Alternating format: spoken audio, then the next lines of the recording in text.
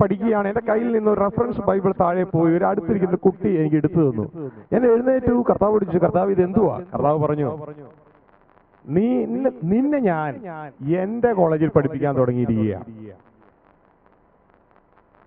അങ്ങനെ പഠിപ്പിക്കാൻ കർത്താവ് തുടങ്ങിയപ്പോ ഒരു അത്ഭുതകരമായ രീതിയിൽ ഈ വചനം കർത്താവ് എനിക്ക് പറഞ്ഞു.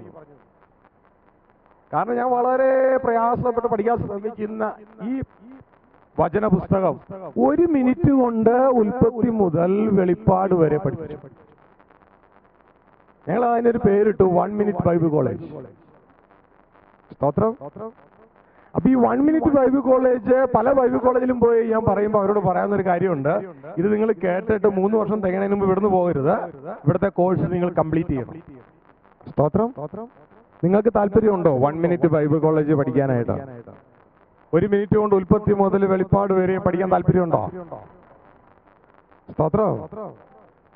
നിങ്ങളുടെ മുഖത്ത് സന്തോഷം കണ്ട അറിയാൻ ആഗ്രഹമുണ്ടെന്ന്. സ്തോത്രം. ഹല്ലേലൂയ. ശ്രദ്ധിക്കുക പ്രിയ ദൈവമക്കളെ, ഏറ്റവും കൂടുതൽ അനുഗ്രഹിക്കപ്പെടുന്ന ആ വ്യക്തി ആരാന്നറിയാം ഈ കൂട്ടത്തില്? കർത്താവ് എനിക്കൊന്നും അറിഞ്ഞുകൂടാ, എന്നെ അങ്ങ് പഠിപ്പിക്കണമേ എന്ന് പറഞ്ഞ ആ വ്യക്തി എനിക്ക് ഏറ്റവും കൂടുതൽ ഏറ്റവും കൂടുതൽ അനുഗ്രഹിക്കപ്പെടാൻ പോകുന്ന വ്യക്തി. സ്തോത്ര. ഞാൻ ഇന്ന ആളാണ് എനിക്ക് ഇന്നതൊക്കെ അറിയാം എന്ന് പറഞ്ഞിരുന്ന പ്രിയ കുഞ്ഞേ, ഒരു മലയിൽ മഴ പെയ്താൽ മഴവെള്ളം ഒന്നും ശിഖരത്തിൽ നിൽക്കത്തില്ല, എല്ലാം ഒഴുകി താഴേക്ക് പോരും.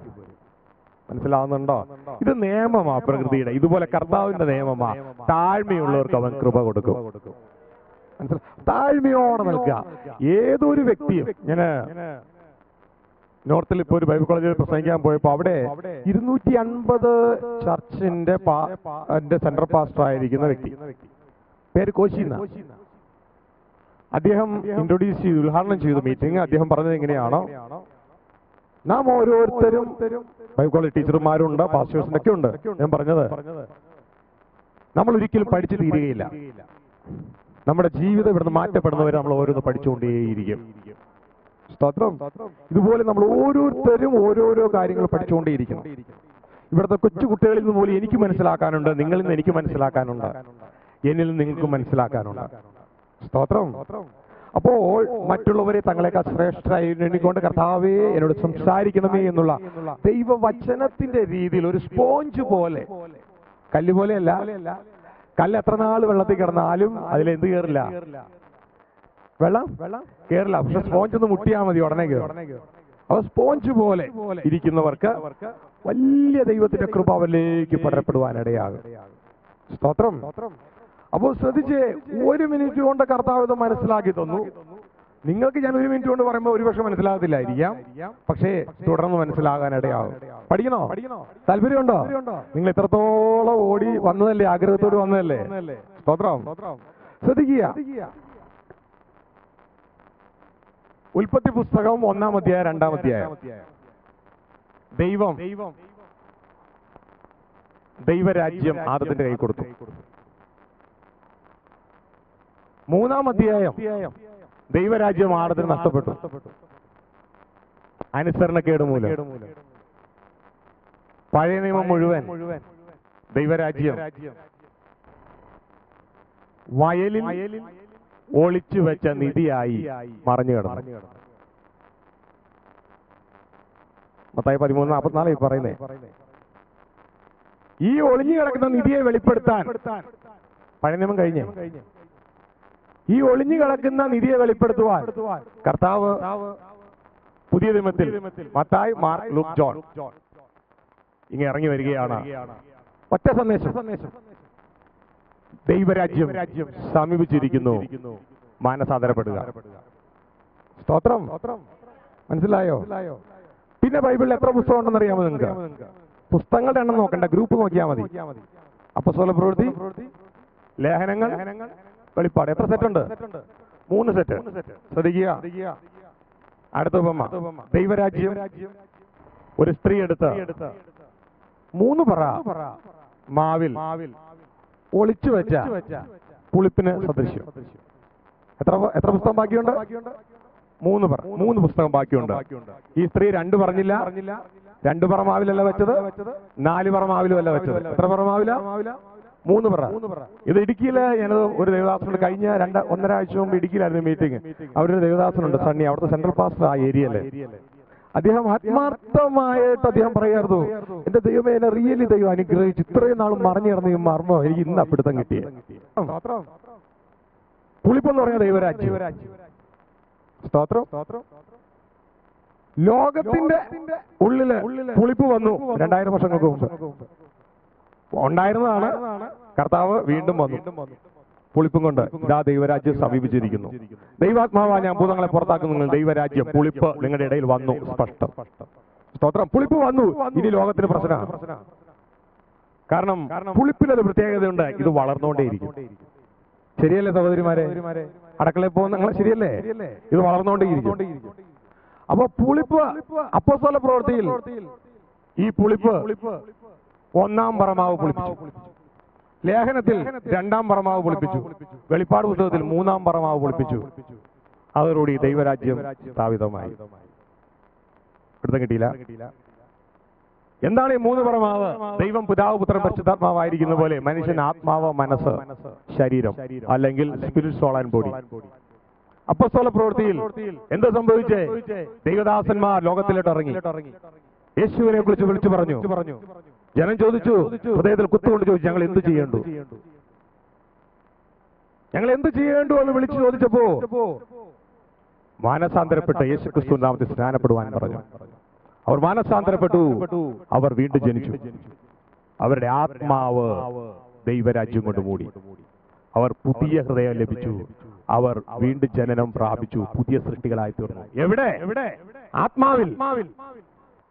സോളിനും മാറ്റമില്ല, ദേഹിക്കും മാറ്റമില്ല, ശരീരത്തിനും മാറ്റമില്ല. ശരിയല്ലേ? നമ്മൾ വീണ്ടും ജനിച്ചു. ശരീരം മാറിയോ? നമ്മുടെ ചിന്തകൾ മാറിയോ? ഇല്ല. പക്ഷേ ആത്മാവ് മാറി, ഒരു പുതിയ സൃഷ്ടിയായി. 1-ാം പറമാവ് പൊളിച്ചു.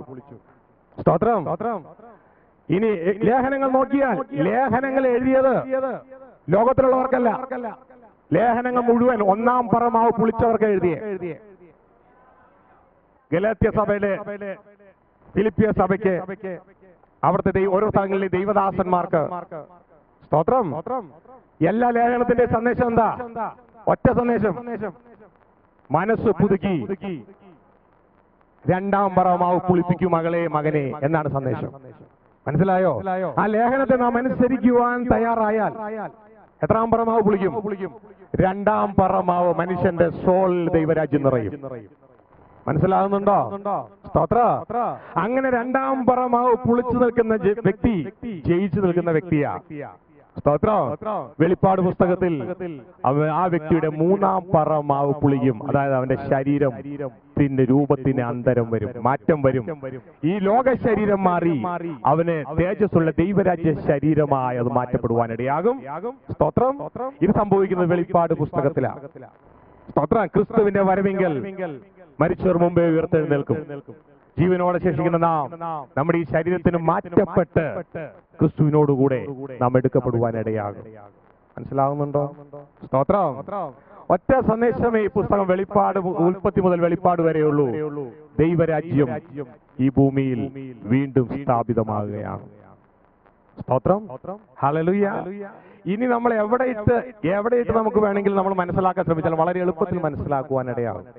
പൂർണ്ണമായി എളുപ്പത്തിൽ മനസ്സിലാകും. ഒന്ന്, ഉൽപ്പത്തി പുസ്തകം 1-2. ഒന്നുകൂടി ഞാൻ പറയാം, എഴുതേണ്ടവർക്ക് എഴുതാം. ഉൽപ്പത്തി പുസ്തകം 1-ാം അധ്യായം 2-ാം അധ്യായം. ദൈവം ദൈവരാജ്യം ആദത്തിന് കൊടുക്കുകയാണ്. 3-ാം അധ്യായം ആദത്തിന്റെ അനുസരണക്കേട് മൂലം ദൈവരാജ്യം ആദത്തിന് നഷ്ടമാവുകയാ. തേജസ് പോയി. തേജസ് ഉണ്ടായിരുന്ന ദൈവരാജ്യത്തിലായിരുന്നു, അധികാരം വരുന്ന ദൈവരാജ്യത്തിലായിരുന്നു, എല്ലാം പോയി. പിന്നെ തുടർന്ന് പഴയ നിയമം മുഴുവൻ മത്തായി 13:44 പറയുന്നത് പോലെ ദൈവരാജ്യം വയലിൽ ഒളിച്ചു വെച്ച നിധിക്ക് സദൃശ്യമാണ്. വയൽ, മത്തായി 13:38 പറയുന്നു, വയൽ ലോകമാണ്. നിധിയാണ് ദൈവരാജ്യം. അത് വെളിപ്പെടുത്തുവാൻ പഴയ നിയമം കഴിഞ്ഞു. അത് പഴയ നിയമത്തിൽ മുഴുവൻ ഒളിഞ്ഞു കിടക്കുകയാണ്. അത് വെളിപ്പെടുത്തുവാൻ കർത്താവായ യേശു പുതിയ നിയമത്തിൽ കടന്നു വരികയാണ്. 4 സുവിശേഷങ്ങൾ, മത്തായി, മാർക്ക്, ലൂക്ക്, ജോൺ. ഇതാ ദൈവരാജ്യം സമീപിച്ചിരിക്കുന്നു, മനസ്സാന്തരപ്പെടുവിൻ. തുടർന്ന് 3 സെറ്റ് പുസ്തകങ്ങൾ, അപ്പസ്തല പ്രവൃത്തി, ലേഖനങ്ങൾ, വെളിപ്പാട്. വളരെ എളുപ്പം.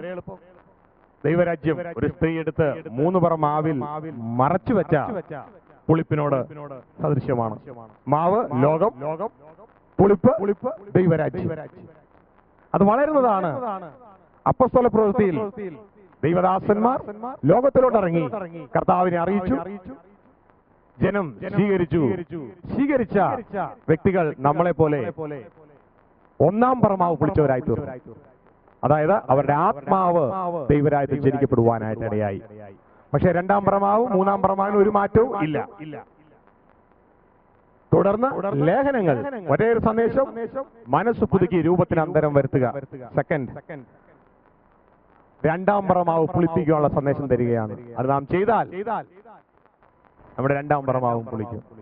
അങ്ങനെയുള്ളവരെ കർത്താവ് ആത്മാവ് ആദ്യദാനം ലഭിച്ചിരിക്കുന്ന ശരീരത്തിന്റെ വീണ്ടെടുപ്പിനായ പുത്രത്വത്തിനായി കാത്തുകൊണ്ട് ഉള്ളിഞ്ഞിറങ്ങുകയാണ്. അത് സംഭവിക്കുന്നത് വെളിപ്പാട് പുസ്തകത്തിലാണ്. ഇപ്പോൾ സംഭവിക്കാൻ പറ്റത്തില്ല.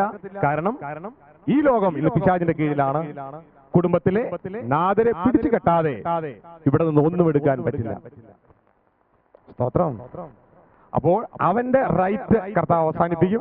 അതെങ്ങനെയാണ്, ഏത് രീതിയിലാണ്, ഇത് നമ്മൾ ചിന്തിക്കാറില്ല. നമ്മളിതൊരു മത സ്റ്റൈലെല്ലാം കൊണ്ടുകൊണ്ടിരിക്കുകയാണ്. എന്നാൽ ഇത് മത സ്റ്റൈലല്ല. കർത്താവ് മതമൊന്നും സ്ഥാപിച്ചില്ല. കർത്താവ് സ്വർഗത്തിലേക്കുള്ള ഒരു മാർഗമാണ്. ഞാനാണ് വഴി. അതാണ് കർത്താവ് സ്ഥാപിച്ചത്. ആ വഴിയുടെ കാര്യത്തെക്കുറിച്ച് എങ്ങനെയാണെന്ന് മനസ്സിലാക്കിക്കൊണ്ട് നമ്മൾ എന്താണ് ചെയ്യുവാൻ സ്വർഗത്തിലെ ദൈവം ആഗ്രഹിക്കുന്നതെന്ന് മനസ്സിലാക്കി നമ്മൾ മുന്നോട്ടേക്ക് പോവുകയാണ്. ഈ പുസ്തകത്തിലെ സന്ദേശമാണ് reestablishing the kingdom on earth. Reestablish എന്ന് പറഞ്ഞാൽ വീണ്ടും ഇവിടെ സ്ഥാപിക്കുകയാണ്. അപ്പോൾ നേരത്തെ ഇത് ഉണ്ടായിരുന്നു, മനുഷ്യന്റെ പ്രവൃത്തി മൂലം നഷ്ടപ്പെട്ടു, വീണ്ടും തിരിച്ചു സ്ഥാപിക്കുകയാണ്. ഇതാണ് ദൈവത്തിന്റെ മർമ്മം. ദൈവത്തിന്റെ വചനം പറയുകയാണ്, സ്വർഗത്തിലുള്ളതും ഭൂമിയിലുള്ളതും ക്രിസ്തു യേശുവിൽ പിന്നെയും വീണ്ടും, മനസ്സിലായോ, വീണ്ടും ഒന്നാകുക എന്നുള്ള കാലസമ്പൂർണ്ണയിലെ വ്യവസ്ഥ. എഫെസ്യ ലേഖനം 1-ാം അധ്യായം 9-ാം വാക്യം 10-ാം വാക്യമാണ് ഈ പറഞ്ഞത്. വീണ്ടും ക്രിസ്തു യേശുവിൽ ഒന്നാകണം. നമ്മളിത് എക്സ്പ്ലെയിൻ ചെയ്യും. നിങ്ങൾ ഭാരപ്പെടേണ്ട, മനസ്സിലായില്ലെങ്കിൽ എക്സ്പ്ലെയിൻ ചെയ്യും ആ ഭാഗങ്ങളൊക്കെ.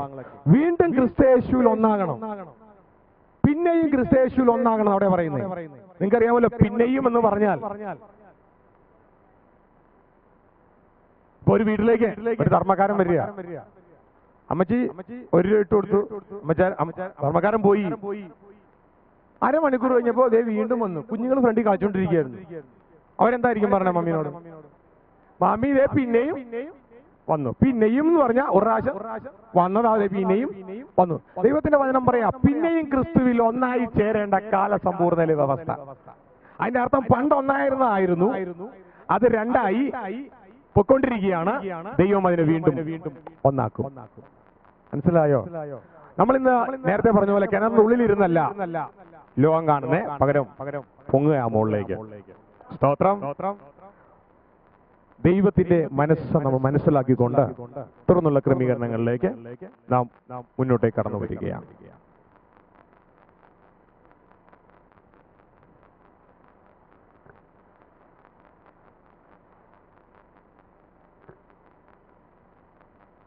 വളരെ പ്രാർത്ഥനയോടുകൂടി ഇരിക്കുക. കാരണം ഈ സ്റ്റഫുകൾ നിങ്ങൾ കേൾക്കാത്തതായതുകൊണ്ട് കേൾക്കുമ്പോൾ ചിലപ്പോൾ പെട്ടെന്ന് മനസ്സിലാകത്തില്ല.